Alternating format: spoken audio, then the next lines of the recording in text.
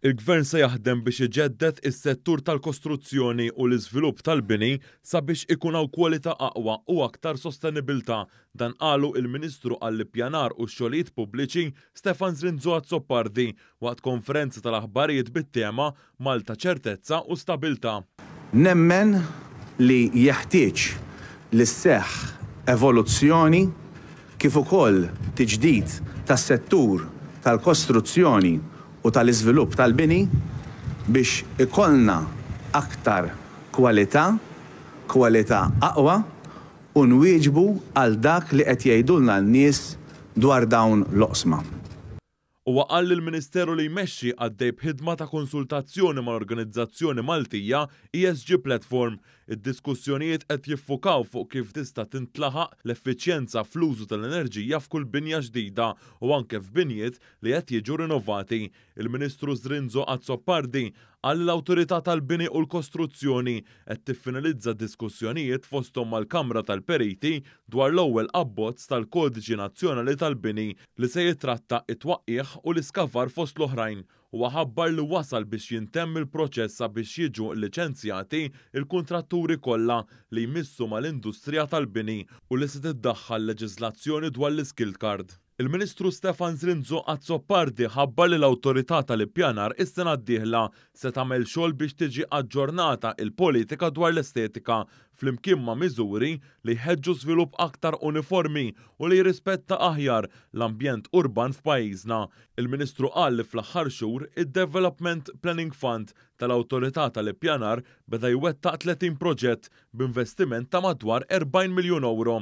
Qal ukoll li sa wissu kien hemm madwar 1100 applikazzjoni għal rifużjoni tat-taxxa tal-boll brabta max-xiri ta' proprjetà f'żoni ta' konservazzjoni urbana. Il-Ministru Stefan Zrinzo Azzopardi qal li qed javvanza x-xogħol fuq ir-reviżjoni mal-pjan strateġiku dwar l-ambjent u l-iżvilupp magħruf bħala SPED u d-dokumenti se jitresqu għal konsultazzjoni pubblika is-sena li ġejja.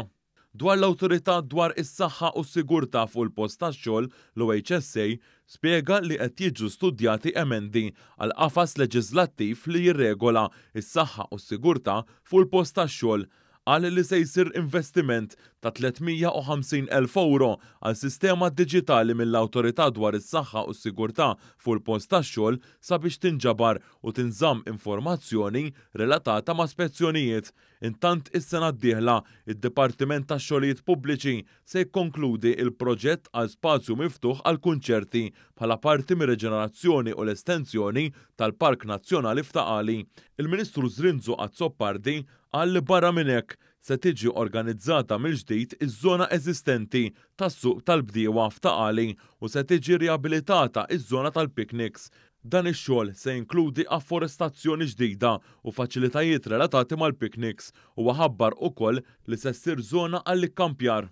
Intant id-Dipartiment tax-Xogħlijiet Pubbliċi se jagħmel xogħol ta' tisbieħ fi ġnien il-Kunsill f'Birzebbuġa fiwaqt li mistenni jibda x-xogħol ta' tisbieħ fi ġnien Indipendenza f'Ħażebbuġ.